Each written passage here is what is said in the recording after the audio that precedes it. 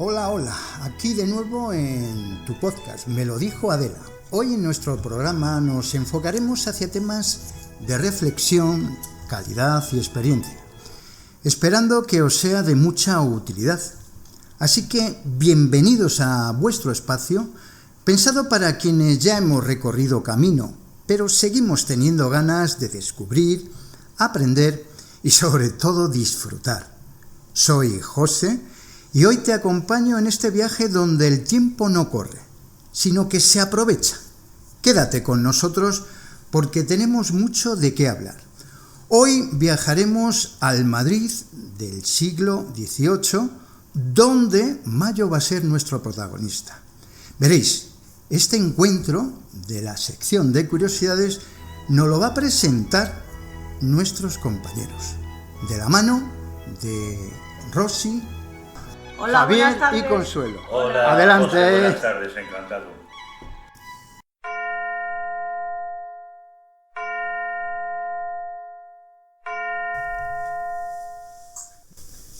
El levantamiento del 2 de mayo de 1808 en Madrid fue una revuelta popular espontánea del pueblo madrileño contra las tropas napoleónicas.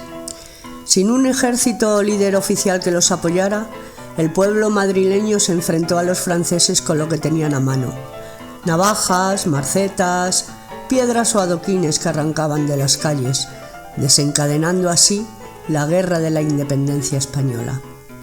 Hoy vamos a escuchar lo que nos hubieran querido decir 4 de los muchos protagonistas de ese día. Soy el capitán Luis Daoiz. Aquella mañana de mayo, las órdenes del gobierno eran claras y cobardes. No se muevan, mantenga la paz con el aliado francés. ¡Aliado! Teníamos al enemigo pisando nuestras calles y nos pedían cruzarnos de brazos. Pero cuando supimos cómo habían tratado a los madrileños delante del Palacio Real y, sobre todo, cuando el eco de los disparos de la Puerta del Sol llegó hasta el parque de artillería de Monteleón, mi mente hizo un clic.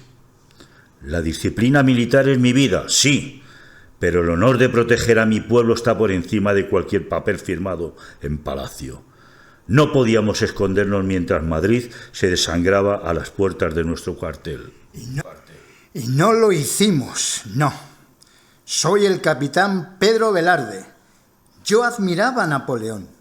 Creía en el progreso que prometía. Dios, qué ciego estuve. Cuando vi que sus bayonetas no traían libertad sino cadenas, entendí que la pasividad era una traición. Llegué corriendo a Monteleón. Miré a Daoiz a los ojos y desobedecimos juntos. Arrestamos a los vigilantes franceses y abrimos de par en par los portones del cuartel. Gritamos al pueblo furioso: ¡Entrad! ¡Entrad, armas todos! No actuamos por locura, sino por la insoportable necesidad de ser libres. Sabíamos que íbamos a morir, pero preferimos caer como capitanes de un pueblo libre que vivir como siervos de un maldito emperador. Dicen que las mujeres no hacíamos la guerra. Se equivocan. Me llamo Clara del Rey. Yo no buscaba la gloria. Aquella mañana fui al cuartel de Monteleón de la mano de mi marido y de mis 3 hijos.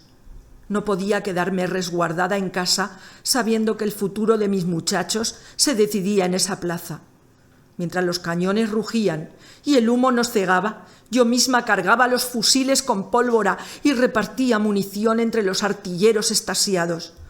Vi caer a mi esposo, vi caer a mis hijos, y en lugar de llorar, apreté los dientes y seguí luchando a pie de cañón hasta que una metralla me partió el pecho. No luché por la historia, luché por mi casa, por mi tierra y por la dignidad de las madres que defienden a los suyos.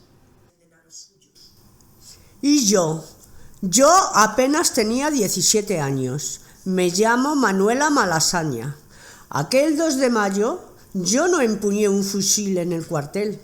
Era una simple costurera que se quedó resguardada en el taller esperando a que amainara la tormenta de fuego. Cuando todo pareció calmarse, caminé de vuelta a casa. Una patrulla de soldados franceses me asaltó en la calle. Me registraron y me encontraron esto: mis tijeras de costura, mi herramienta de trabajo. Dijeron que llevaba un arma oculta. Me fusilaron esa misma noche por el simple delito de ser joven, de ser madrileña y de no bajar la mirada ante el invasor. No elegí ser una heroína. La crueldad ajena me convirtió en un símbolo. 4 vidas rotas en un solo día. Un militar veterano, un joven oficial, una madre coraje y una costurera adolescente. Ninguno planeó pasar a la historia. Actuaron porque, cuando el mundo se desmorona, lo único que nos queda es decidir quiénes somos. Hoy, su antiguo cuartel es una plaza donde juegan los niños. No los olvidemos, porque un pueblo que recuerda de dónde viene es un pueblo que siempre sabrá defender su libertad. Muchas gracias. Muchas gracias. Muchas gracias.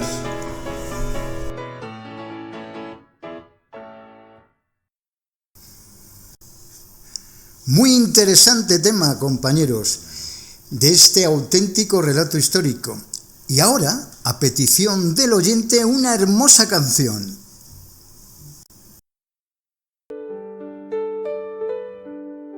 Allá donde se cruzan los caminos, donde el mar no se puede concebir, donde regresa siempre el fugitivo.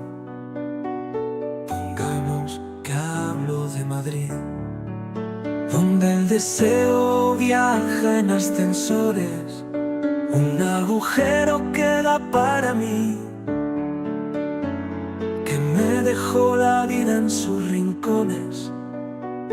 Pongamos. Y ahora, en nuestros expedientes extraños, vamos a hablar de algo que creo que nos interesa a todos los que hemos cumplido más de 5 añitos. Veréis. En esta ocasión nos adentraremos en un tema apasionante: los pilares de la longevidad.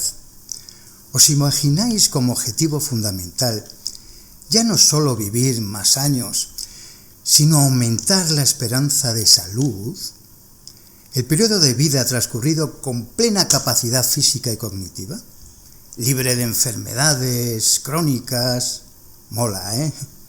Bueno, ya veis, la investigación se está centrando en los hallazgos del envejecimiento. Procesos, como sabéis, biológicos que, si se ralentizan o revierten, pueden retrasar la aparición de las consecuencias de la longevidad. Vamos, de cumplir años. Entre otras áreas, se está trabajando sobre todo en senolíticos, mimetizadores de restricción calórica, salud mitocondrial, relojes epigenéticos, fármacos, y un largo etcétera.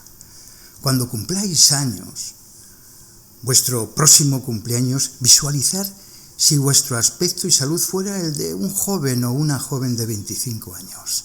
Mola, ¿eh? Ahí os lo dejo. Y ahora, en nuestra máquina del tiempo, nos reencontraremos con nuestra querida Nora.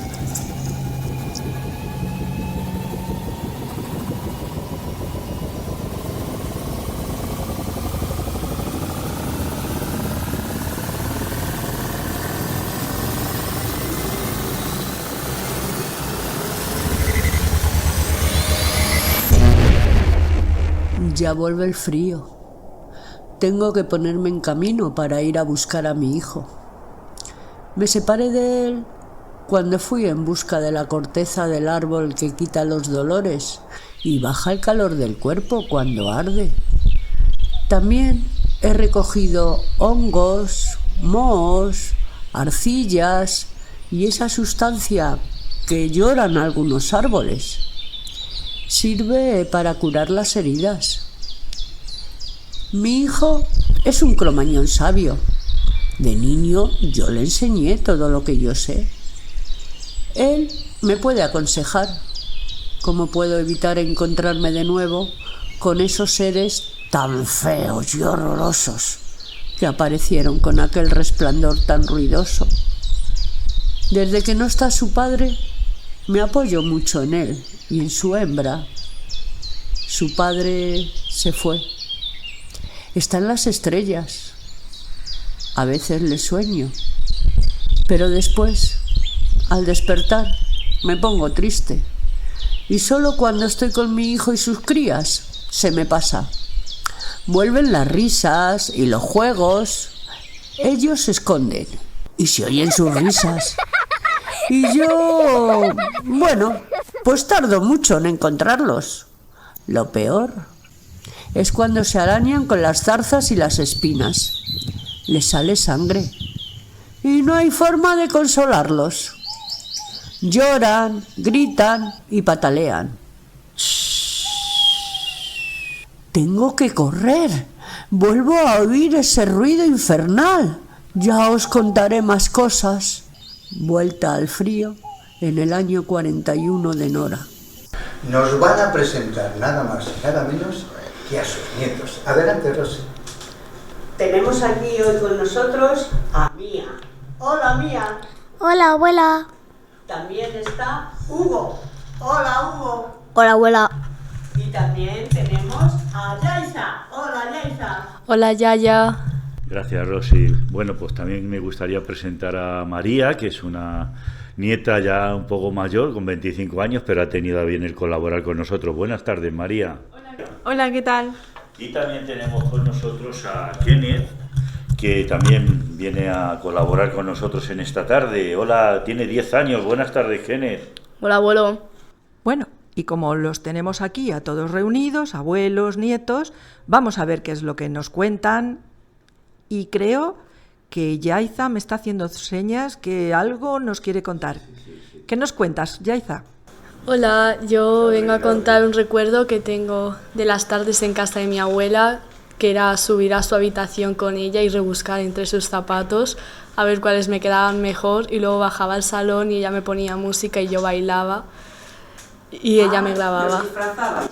Sí, hubo un día que me disfracé de marinera. ¡Ah, qué gracioso! ¿Y alguno más se ha disfrazado con los abuelos? ¿No? ¿Ninguno? No. ¿Y qué recuerdos tenéis entonces? Las comidas, por ejemplo. Hugo, ¿tú tienes algo que decirnos de las comidas de la abuela? Pues ¿Cuál sí. es la comida que más te gusta de ella? La paella. ¡Hala! La paella. ¿Y ningún postre? ¿Nada dulce? ¿No? ¿Y tú le ayudas a cocinar cuando estás o no te gusta la cocina? No. ¿No? No. Pero creo que Mía sí que se acuerda de alguna comidita más que hace. O ¿a ti también te gusta la paella, Mía? Sí.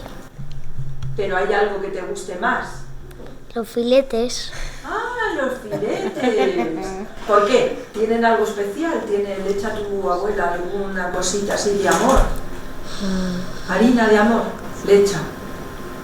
¿Eh? ¿A qué sabe? Sí. ¿Sí? ¿Los hace fritos? ¿Los hace...? No, lo sabes tú. ¿Tú tampoco le ayudas en la cocina? ¿No? ¡Qué malos cocineros! ¿Y tú, Kenneth? Pues yo, si tuviera que elegir una comida que me guste más que las demás, yo diría que la lasaña. De las que hace mi abuela, la lasaña. Ah, pero tengo entendido que me has contado antes que tienes a varios abuelos que cocinan para ti. Sí, tengo de mi madre mi abuela, que es la que cocina la lasaña, ¿Tu abuela Ana? la lasaña que me gusta. ¿Tu abuela Ana? Sí, mi abuela Ana. Y de parte de mi padre tengo a Pepe, que es mi abuelo, Sí. y que lo que más me gusta que cocina yo digo que es el arroz a la cubana. Oh, muy bien, estupendamente. Bravo, muy bueno, sí, señor. Uy, un momentito, que me parece que María tiene algo que decir. Vaya, pues ahora que lo comentas, creo que sí que me ha venido a la memoria un recuerdo muy relacionado con el tema de la comida. Y es que en mi caso, todos los inviernos me tenía que quedar en casa de mi abuelo porque mis padres trabajaban. Y para merendar, mis abuelos me hacían un pan abierto por la mitad con un montón de aceite y un poquito de colacao. Y eso era mi merienda favorita que a día de hoy todavía recuerdo. Claro, qué rico, ¿eh? Bueno, María, me extraña colacao con aceite en un trozo de pan. No lo había oído en mi vida. ¿Me puedes decir más o menos, María, cómo es eso? ¿Cómo se come? ¿Cómo mezclas un poco el aceite con el colacao? Sí, pues la verdad que no tiene mucho misterio. Es un trozo de pan abierto en canal, como por así decirlo, con un chorreón de aceite y luego le echas los polvitos del colacao. Entonces tú vas quitando un trocito del pan que te han abierto y lo vas mojando. Increíble, me parece. Bueno, yo te juro que esta tarde cuando llegue a casa lo primero que voy a hacer es probar aceite con pan y colacao. Y ya te contaré. No te vas a arrepentir. Seguro que no. Si viene de tu parte, seguro que no. Pues, mira, Consuelo, ahora que estamos hablando de los abuelos, pues me parecería muy bien contarte una anécdota que fue un poco extraña. Anda, cuenta. Mira, yo normalmente cuando me recogían mis abuelos, yo salía del garaje, estaba ahí un rato tranquilo. Y un día, pues, estaba en los columpios, normalmente porque hay un parque al lado de, tipo, la urbanización de mis abuelos. Y ya después de un rato dije, ¿soy yo o se me está haciendo muy tarde? Entonces, fui al garaje y vi que no estaban. Así que, no sé, decidí subir porque estaba abierta la puerta. Y resulta que estaba ahí mi abuela con lágrimas.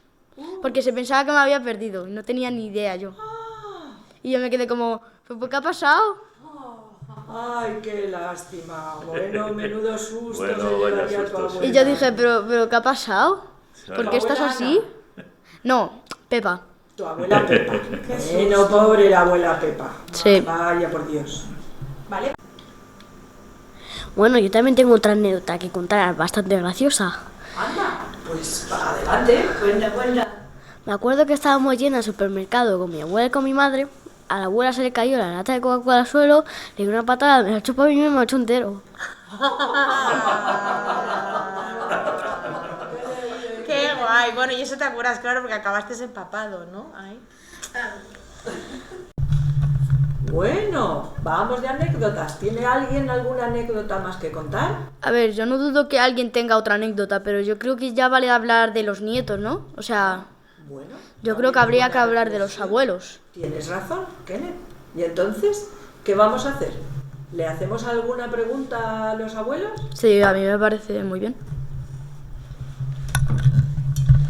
Yo tengo una pregunta para mi abuela. ¿Cuál es tu nieto favorito, Yaya? ¡Hombre! ¿Te gustaría saberlo? Sí. Cuando seas mayor te lo diré. Qué bueno. Eso está muy bien. Vaya, Rosa, qué sorpresa nos da. Bueno, y yo tengo una pregunta para mi abuelo. Dime. A ver, ¿cómo se siente, mejor dicho, cómo haces para aguantar a 3 nietos y a una familia entera? ¿Cómo lo haces? Bueno, pues es que eso no es aguantar, es que cuando se quiere a la gente no los aguantas, los disfrutas. ¿Me entiendes? Sí, pero... No, tú a un nieto no le aguantas, le disfrutas. A mí me gusta ver cómo entras al cole, cómo sales del cole, porque no lo he visto a mis hijos. Entonces, ver a mis nietos hacer lo que no he visto a mis hijos, eso es disfrutar. Los abuelos nos conformamos con poco. ¿Y por qué no has visto a tus hijos hacer eso? Porque curra como un campeón. Y mi jornada de trabajo no me lo permitía. Cierto. Muy bien, vale. Bueno, yo quiero contar que cuando Yaiza y su hermano también, Asier, eran chiquititos, como los dos papás trabajaban, pues venían 3 días en semana o 2 días, dependiendo de la semana, a casa a las 8 de la mañana hasta las 6 de la tarde estaban conmigo, lo cual yo he disfrutado muchísimo. Y el resto de los días de la semana estaban con sus otros abuelos, también tenían derecho a disfrutarlo, claro, nada más. Pues sí, Rosa tiene razón. La verdad que el tiempo pasa volando y hay que disfrutar los momentos, sobre todo con nuestros abuelos, porque cuando nos hacemos un poquito más mayores, desde la experiencia, este tiempo se va perdiendo poco a poco y no pasamos tanto tiempo como nos gustaría. Entonces, los momentos de la infancia compartidos con los abuelos valen oro. Bueno, pues hablando de abuelos y nietos, aunque yo soy abuelo a mis 67 años ya, pues también fui nieto, ¿no? Y entonces tengo una curiosidad que contar acerca de cuando mis abuelos vivían en Usera, en el barrio de Usera, y yo, bueno, como he sido el primer nieto que tuve coche, yo tenía un 5000 y era un cabra loca y andaba por los caminos con el coche, y entonces un día fui a ver a mi abuelo Francisco y llevaba el coche llenito de barro. Y ahí le veo al pobre hombre arrugadito, con una palangana y una esponja, a lavarme el coche. Yo, abuelo, por favor, no lo lave. Y él empeñado en lavarlo, y yo lo quería, porque sé que procedía de una macarrada, ¿no? Y entonces, no, por favor, no lo laves, abuelo, que no quiero que... Y él, pues hasta que no me lavó el coche, pues no paro, la verdad, sinceramente. Y antes de despedirnos, quiero dejarles una reflexión. En este camino de la vida, a veces nos olvidamos de mirar hacia atrás para valorar a quienes sostienen nuestras raíces, nuestros abuelos. Ser abuelos es una de las facetas más ricas que podemos experimentar. Es la oportunidad de ofrecer amor sin la presión de la disciplina. Es compartir historias que de otra manera se perderían.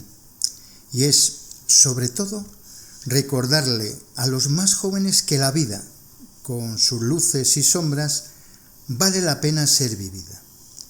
Si tienes a tus abuelos cerca, abrázalos hoy, escúchalos, aunque ya conozcas sus historias. En ellas vive gran parte de lo que tú eres. Y si hoy te toca a ti ese rol, recuerda que tu presencia es el regalo más grande que puedes dejar a tus nietos.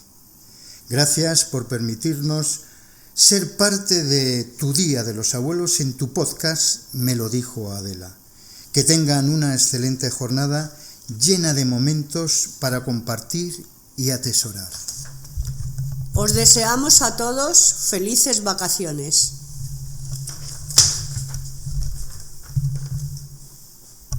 Nos vemos el próximo curso. Gracias por escucharnos. Os deseamos a todos felices vacaciones. Nos vemos el próximo curso. Gracias por escucharnos. Gracias. Adiós.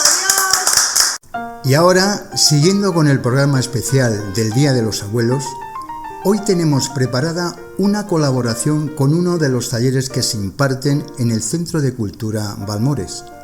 Es el taller de narrativa. Por lo tanto, vamos a dar paso a las compañeras de la mano de Rosario. Hola, buenas tardes a todos. Las componentes del taller de escritura queremos explicaros un poco la actividad que realizamos 2 veces por semana en este centro y durante bastantes más horas en nuestras casas. El reto consistía en que personas no habituadas a contar historias descubrieran cómo hacerlo. Comenzamos con algo que parecía sencillo: relatar nuestras vidas. En 2025 hablamos de nuestra niñez tan lejana que a nosotros mismos nos cuesta recordar ese mundo sin televisión, ni móviles, ni internet, ni tantas cosas, y que a mí se me antoja en blanco y negro como las fotos que han conservado instantes de esa época. Este segundo año hemos recopilado los años de juventud y madurez, cómo vivimos los retos del trabajo, el matrimonio, la maternidad y los diferentes acontecimientos de nuestra vida, que ha sido de todo menos aburrida, os lo garantizo. Para el año que viene abordaremos el reto de enfrentarnos a la vejez. Para mí ha resultado sorprendente y gratificante que hayamos sido capaces de trabajar juntas personas de orígenes y trayectorias tan dispares y también capaces de investigar, ordenar los hechos y plasmarlos en un papel con lógica y hasta con belleza. Pero lo mejor es haber sido testigo privilegiado de cómo la creatividad se despertaba y remontaba el vuelo. Por eso, en 2026, hemos iniciado otra aventura. Hemos escrito una novela que ocurre en Nuevo Baztán. Espero que pronto conozcáis a Rosalía, Marí, Lorenza, Pablo, Virginia, Fidel, Carmen, Sus Sí, María, JJ. Y mientras, a lo largo de esta tarde, os contaremos las muchas casualidades que nos trajeron hasta Balmores. El día que Rosario nos propuso escribir sobre los recuerdos que teníamos del edificio donde ahora se encuentra nuestro Centro Cultural Balmores, recordé la primera vez que lo vi. Fue en el verano de 1977. Hacía menos de un año que había empezado a salir con Juan Antonio, mi novio, y sus padres me invitaron a pasar un fin de semana en su chalet. Yo venía sin saber muy bien qué me iba a encontrar. Me imaginaba una urbanización modesta, con un centenar de parcelas, pero cuando en el camino, pasado el pueblo de Loeches, vi en la carretera un gran cartel que anunciaba Eurovillas, donde se sabe vivir, empecé a sospechar que el lugar a donde nos dirigíamos no iba a ser como yo imaginaba. Y lo que vi al llegar me dejó completamente impresionada. Para empezar, la entrada en la urbanización ya me hizo sentir que estaba accediendo a un lugar exclusivo. Por aquel entonces, la urbanización contaba con 3 entradas y para poder cruzar cualquiera de ellas tenías que identificarte ante los guardias de seguridad. Nosotros entramos por el acceso más cercano al pueblo. Pasar aquel control, en medio de la tranquilidad del campo, ya te advertía que Eurovillas no era una urbanización cualquiera. Cuando fuimos a visitar el Hotel Posada Castilla, me impresionó su originalidad. Yo esperaba ver un hotel normal, pero al llegar vi que el edificio principal albergaba únicamente la recepción y una animada cafetería que se había convertido en el punto de reunión social por excelencia. Las habitaciones no estaban allí dentro, sino distribuidas en coquetos bungalow independientes, que no tenían ningún tipo de valla alrededor, sino un precioso y gran jardín repleto de flores y césped recién cortado. Al lado del hotel se encontraba la joya de la corona, una impresionante piscina olímpica en la que era una delicia bañarse. Estaba rodeada de una terraza con bar en la que la gente se reunía en verano y de un césped impecable con unos árboles preciosos que ya entonces regalaban una sombra magnífica. También fuimos a ver el club hípico, donde había unas caballerizas, y el magnífico campo de fútbol, en el que no hacía mucho el seleccionador Kubala había estado entrenando a la selección española. En el hotel también había una capilla en la que el domingo escuchamos misa y recuerdo especialmente que nos vestimos para la ocasión. Ya me había advertido mi suegra de que llevara ropa adecuada porque nuestros vecinos iban al evento dominical muy arreglados. Ese día pude comprobar que efectivamente todos iban ataviados con buenos trajes y vestidos glamurosos. Sin embargo, quienes vivimos aquellos años sabemos que no fue fácil lo que vino poco después de esa época, cuando los promotores originales se marcharon y dejaron a los vecinos sumidos en una gran incertidumbre y sin los servicios más básicos terminados, incluido el abastecimiento del agua. Pero Eurovillas supo reinventarse gracias al esfuerzo de sus habitantes. Si comparo lo que vi en 1977 con lo que veo ahora, sin dudarlo, me quedo con el presente. Aquel edificio del hotel lujoso, donde la gente venía a pasar el fin de semana, se ha transformado hoy en el alma no solo de nuestra urbanización, sino de todos los vecinos del municipio de Nuevo Baztán.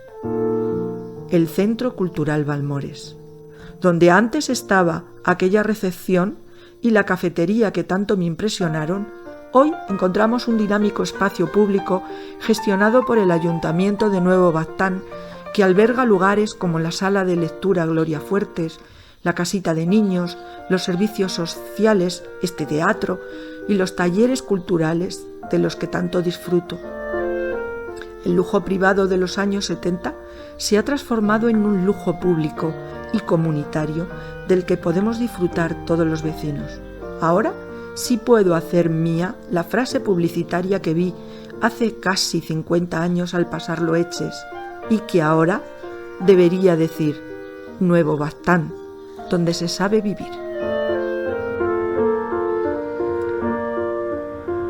En la puerta de la pastelería del barrio vimos un anuncio Se vende chalet en Villar del Olmo. Unos días más tarde nos dirigimos al lugar. Después de visitar el chalet anunciado, nos encaminamos a Nuevo Baztán. Descubrimos Eurovillas de casualidad. Recorrimos en el coche parte de sus calles. Los dos sentimos al unísono admiración del lugar. Era grande y casi despoblado. Nos paramos a preguntar a una señora que amablemente contestaba a nuestro querer saber. Una semana después, en el Bungalow 9, nos informaron de la venta de parcelas. 3 meses más tarde nos convertimos en propietarios de una de ellas. En el ayuntamiento nos dijeron que teníamos que esperar a la reparcelación y durante 1 año no pudimos construir. Al principio utilizamos la casa los fines de semana. 6 años más tarde se convirtió en nuestra primera vivienda. Me costó mucho el cambio. Yo venía de Madrid y en aquella época Eurovillas no tenía vida para mí. Todo lo contrario le ocurrió a mi pareja. Para él fue una liberación. Logró su sueño. Cambió la oficina por un taller y una huerta. Al ver que no me adaptaba al lugar, una amiga me invitó a conocer la escuela de adultos, que entonces se encontraba en el pueblo. Me integré enseguida en ella y conocí a personas que me aportaron muchísimo.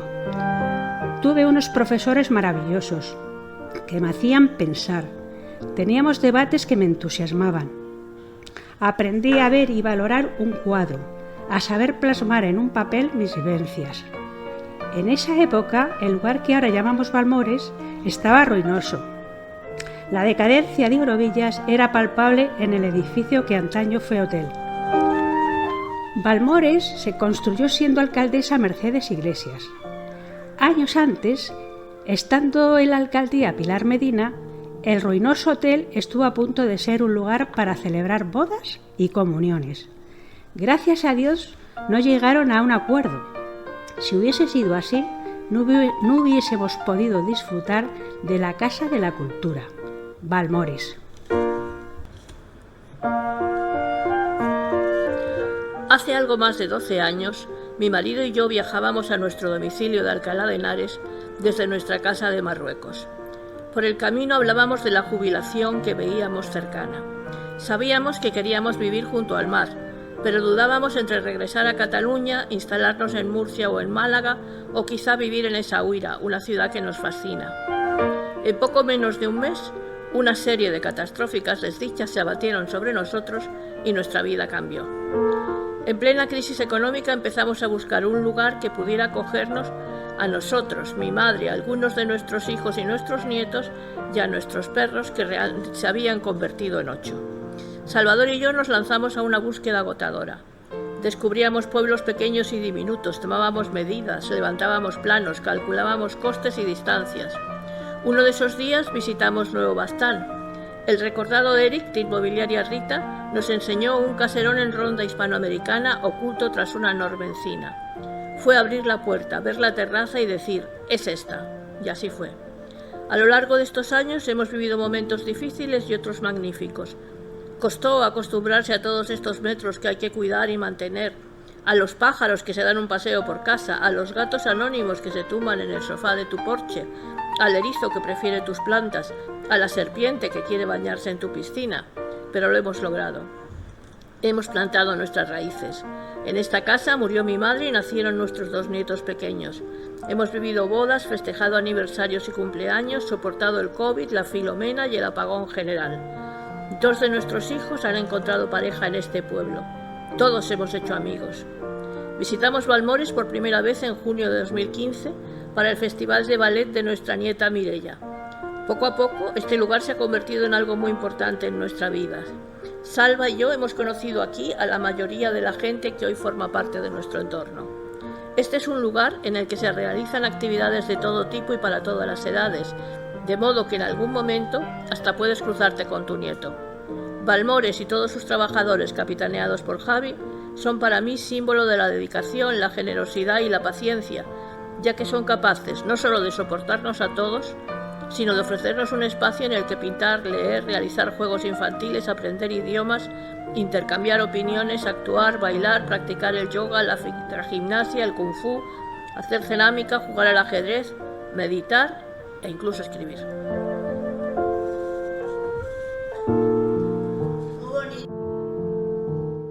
Hola, buenas tardes. Os voy a decir lo que significa Balmores para mí.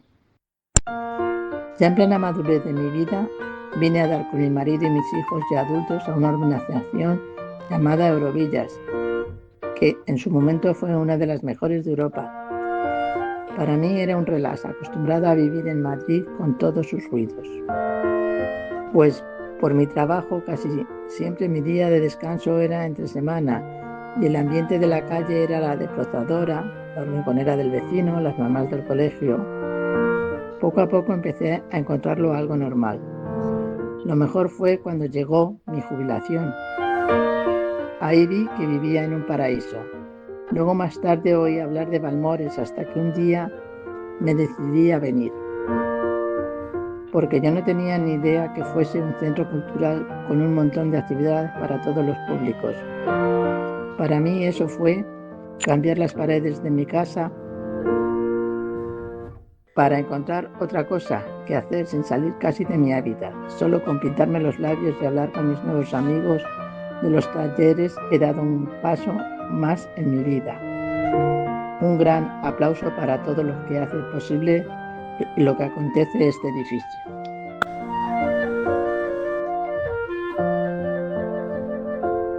Yo vine aquí y primero tenía el bungalow, que era vacaciones para mi familia y mis niños. Venían mis padres, mis suegros y todos aquí. Nos hicimos la casa. Después, cuando nos empezamos a hacer la casa, pues yo seguía aquí sin ninguna amiga y sin nadie. Una vez que terminamos la casa, seguía sin amigas. Llevé a mis niños al colegio y ahí ya empecé a encontrar amigas. Íbamos a gimnasia, nos íbamos a 1000 sitios porque aquí no había de nada, ni había tiendas, ni había bares, no había nada. Y al principio tenía la casa muy limpia, pero cuando empecé a conocer gente, la casa no la limpiaba, nada más que los fines de semana que venía mi madre y me ayudaba un poquito. Y así fue mi vida, y la verdad es que conocí gente muy buena, que eso tendré que escribir, ¿no?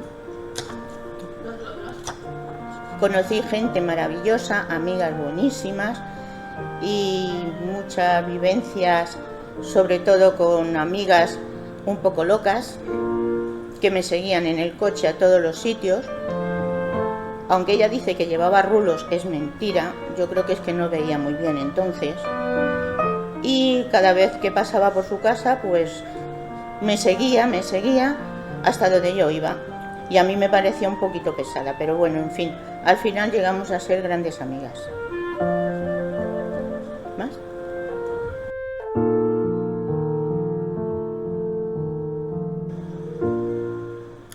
Llegar a Nuevo Bastán. Cuando mi hija se vino a vivir a Eurovillas, para mí fue un disgusto muy grande, aunque lo comprendí. Mi marido Joaquín y yo vivíamos en la ciudad de Mataró, a 30 kilómetros de Barcelona, o sea, en Cataluña. Joaquín y yo solíamos venir 2 veces al año, en Navidad y en vacaciones de verano, porque por esas fechas trabajábamos y aprovechábamos las vacaciones para estar con ellos. Pasamos unos años así. Cuando nació mi nieta, vinimos a su nacimiento. Fue uno de los días más felices de mi vida. Nuestra idea era de volver a Mataró en unos meses, cosa que no fue así. Como ya no trabajábamos, nos quedamos a cuidar a mi nieta, Carla, como así se llama.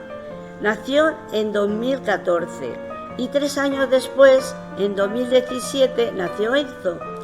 Vivíamos en Cienpozuelo. Durante la pandemia no podíamos salir a la calle y menos salir de Cienpozuelo para poder ver a los niños, a mi hija y yerno. Estaba la Guardia Civil en la salida del pueblo y nos impedían salir de allí. Como hay mucha residencia, había muchos contagios. En 2019 y 2020 fueron años muy duros. El miedo el estar encerrados sin poder salir y lo peor, no poder venir a verlos. Mi hija no paró de buscar casa para que nos viniéramos a vivir a Eurovillas. Así fue. Llevábamos 4 días viviendo en la casa cuando el 7 de enero del 2021 me asomé por la mañana temprano y vi la gran nevada. Los copos que caían eran bastante grandes, la gran Filomena. Durante un mes estuvimos rodeados de nieve. Los soldados de la UME vinieron y con palas nos quitaban la nieve de las puertas y nos hacían un camino para poder abrir la puerta de fuera por si teníamos que comprar. El coche estaba completamente cubierto de nieve. Mi hija no paraba de decirme: tienes que apuntarte a alguna de las actividades que hacen en Malmore y así conocerás a muchas personas de tu edad. Me contó que antiguamente había sido un hotel y ahora era la Casa de la Cultura, donde hay infinidad de talleres. Así lo hice. Empecé con el taller de telefonía, nos enseñaron a manejar un poco mejor el móvil, a la gimnasia de Javi, yoga, a clases de Miguel Ángel. También hay unas tertulias por las tardes donde debatimos diferentes temas que a veces estamos de acuerdo y otras veces no. Leo se encarga de preparar los temas. De política y religión no se habla. Gracias a esos talleres he tenido la oportunidad de conocer a muchas personas que me acogieron generosamente, teniendo muchas compañeras y poder tomarnos un café y pasarlo bien. Gracias a eso empecé a sentirme menos sola, a no echar tanto de menos mi mar Mediterráneo, mis hermanos, mis amigas de toda la vida. Ahora estoy en un taller de narrativa, en el cual he aprendido a echar a volar la imaginación, siempre de la mano de Rosario. Se nota un montón que ha sido periodista toda su vida. También cada último viernes de cada mes se celebran los cumpleaños de todas las personas que los cumplen, con una fiesta especial. Hay bingo, hay sesión de fotos con los que cumplen años alrededor de una gran tarta para soplar las velas. Una tarde de amigos que compartimos tarta y risas. También está el Día de los Abuelos, un encuentro en el teatro que hay y donde se prepara con tiempo infinidad de actuaciones, baile y muchísimas cosas. Me siento muy integrada y feliz porque puedo disfrutar de mi familia a diario. Para mí ha sido muy positivo venir a Balmores. Sacó. Ahora, que nos lo ha dicho ¿cómo se llama? La directora.